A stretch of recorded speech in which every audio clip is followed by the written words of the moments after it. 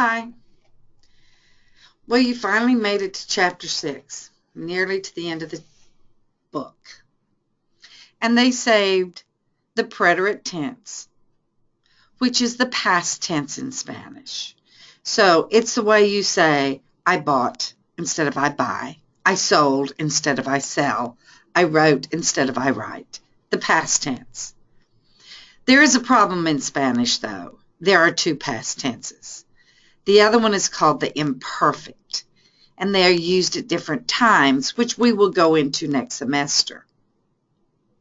This semester, you just need to learn the regular verbs in the present tense. There are many irregularities with the preterite, which make it very confusing. So let's just look at the regular endings. On your web page, your VHL page, Chapter 6, I have given you a cheat sheet with the endings. A, hasta, o, amos, aron. English A, Spanish A. English A, Spanish A. Get you started. And then remember, it's these ones that sound like A, hasta, o, amos, aron. English E, Spanish E. English E, Spanish E. Iste, yo, imos, yeron. Pronounce the endings correctly, and you can pronounce the words correctly.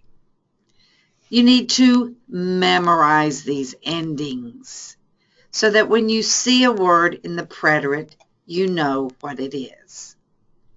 So what's available in your book? They have the endings here.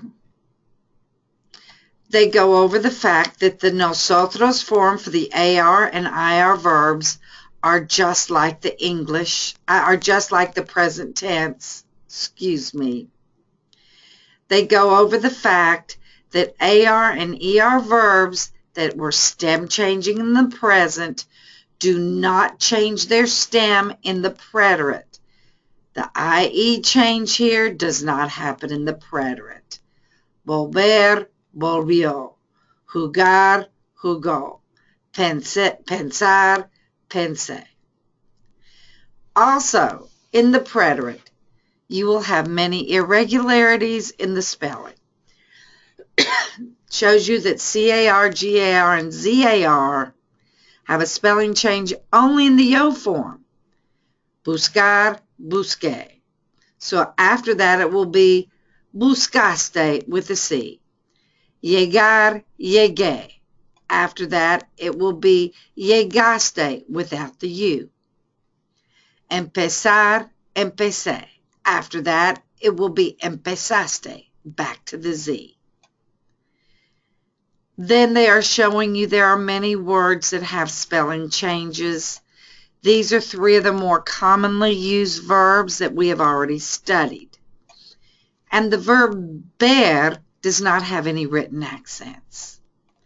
You notice we have the written accent on compré, compró, vendí, vendió.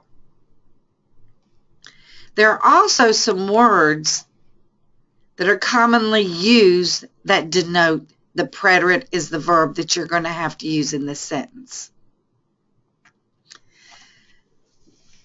In the past tense, if you're going to use the preterite is a finished action that happened once in the past tense. You usually kind of know when, maybe not exactly. Last night, the day before yesterday, last year, all of a sudden or suddenly.